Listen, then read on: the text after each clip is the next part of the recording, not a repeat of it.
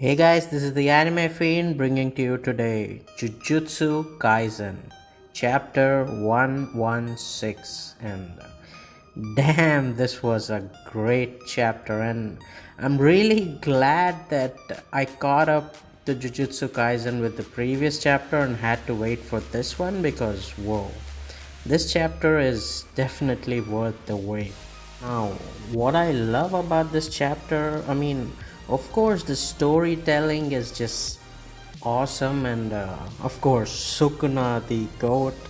Well, we'll talk about him later, but the most impressive thing about this chapter is like you can see that 50% of this chapter is just, or you can even say more than 50% of this chapter is just pure visuals, and I really appreciate that. Like, yeah, really, really appreciate that. Like, the visuals are stunning, and you can get the message through these visuals of how things are going on. Like, damn, it is cool. I appreciate that a lot.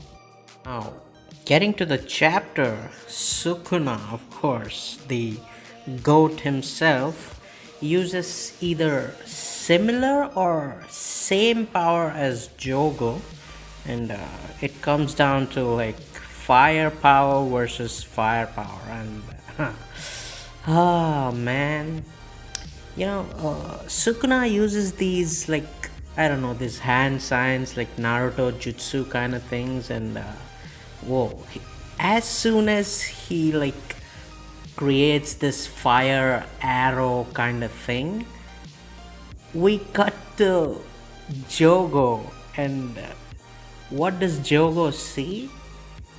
He sees his dead comrades, and who are those? Of course, Hanami and Dagon. Now, as soon as I saw them, I was like, oh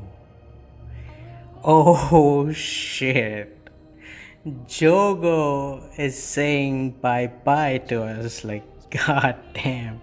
Now, we see that Jogo apologizes to Hanami and Dagon, and they just, console him by saying, well, do not worry because Mahito is still alive, and well, he's super strong and he's getting stronger by the day, and that's why we chose him to be our leader.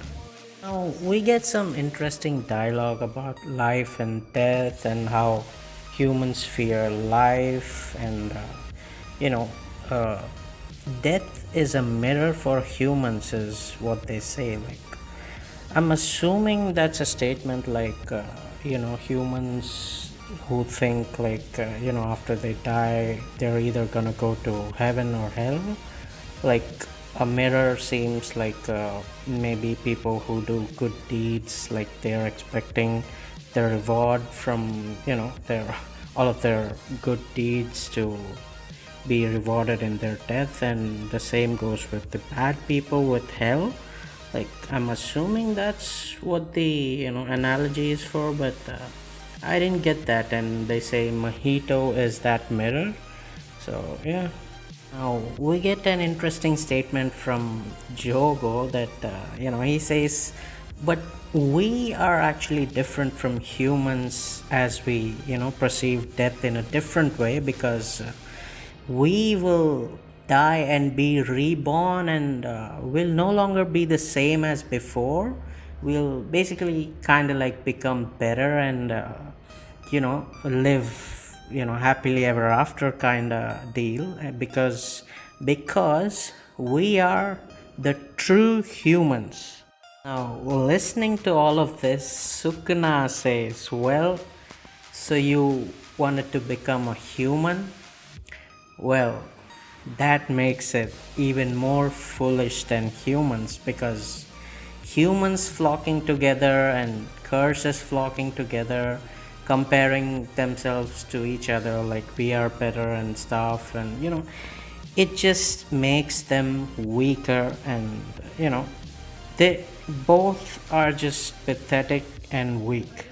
Because if you truly had that hunger and desire for power, you would have burned everything to shit and just not worry about, any plans and stuff, and finally reach the heights that, Gojo has reached.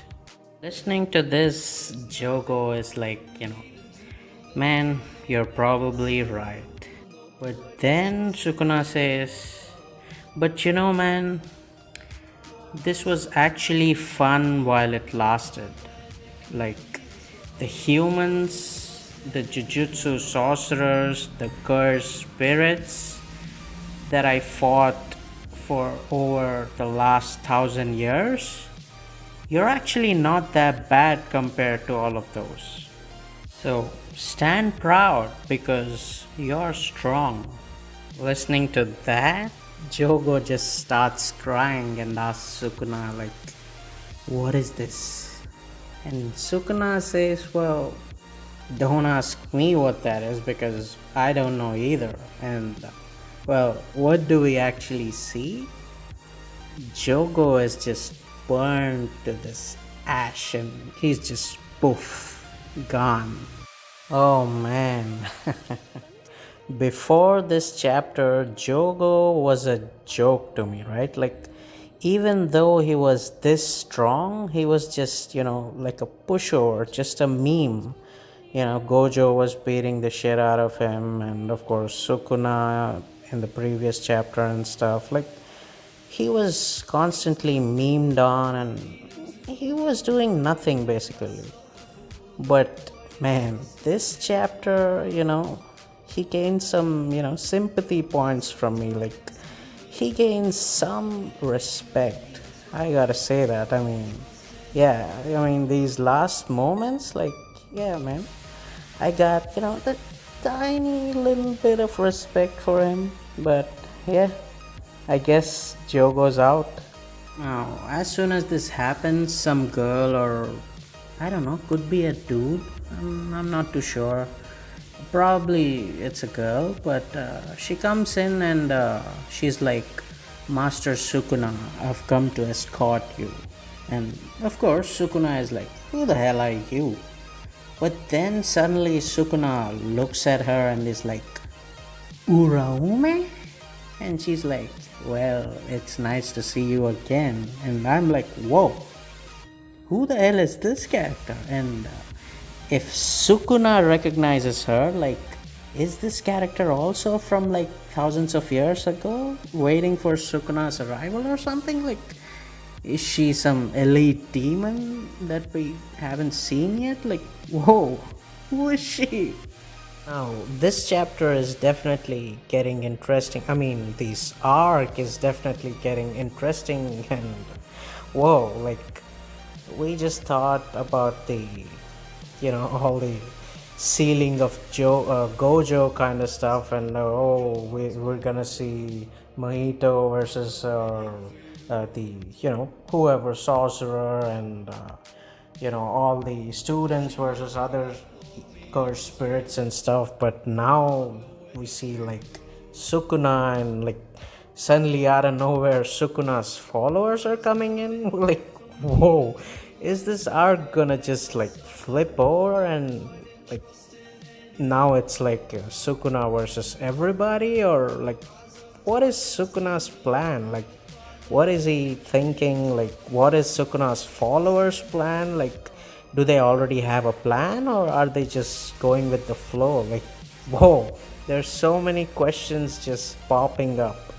But of course, amidst all of this greatness, right? Amidst all of this superpowers clashing and everything, we end the chapter with this weak ass sicko dude who's like, yeah, my job is to pick on the weak. That's what I'm good for. Like, whoever's injured, just backstab them and stuff.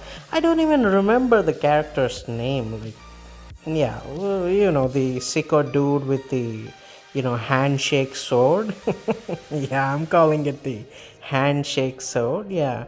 So the sicko with the handshake sword is like, he basically injured Megumi, and He's just saying like, "Oh, you stupid Jujutsu sorcerer, wake up, let's fight." And well, there the chapter ends.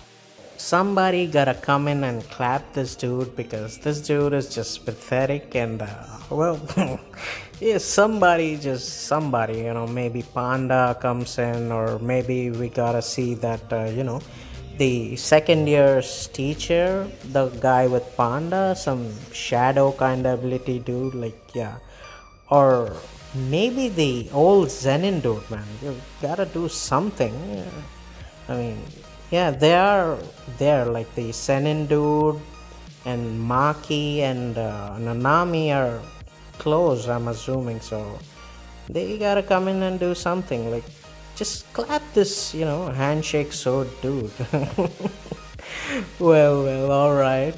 But yeah, it is exciting to see what's gonna happen, and of course, the fight with May and Geto. Even that's interesting. Like, that didn't start yet, so yeah, I'm interested in that, and whether Sukuna is gonna interrupt them and beat the shit out of both of them. Like, who knows? And again, Sukuna's follower, like, she came out of nowhere. So yeah, it is really getting interesting, and I'm excited to see what's gonna happen next. And the next chapter seems to be coming on Monday. So yeah, well, I guess we gotta wait till next Monday. So well, that's all I have to say for this video. So if you think the video is good, then like, share, subscribe, and I'll really appreciate all of those things. So well, man, until next time, peace.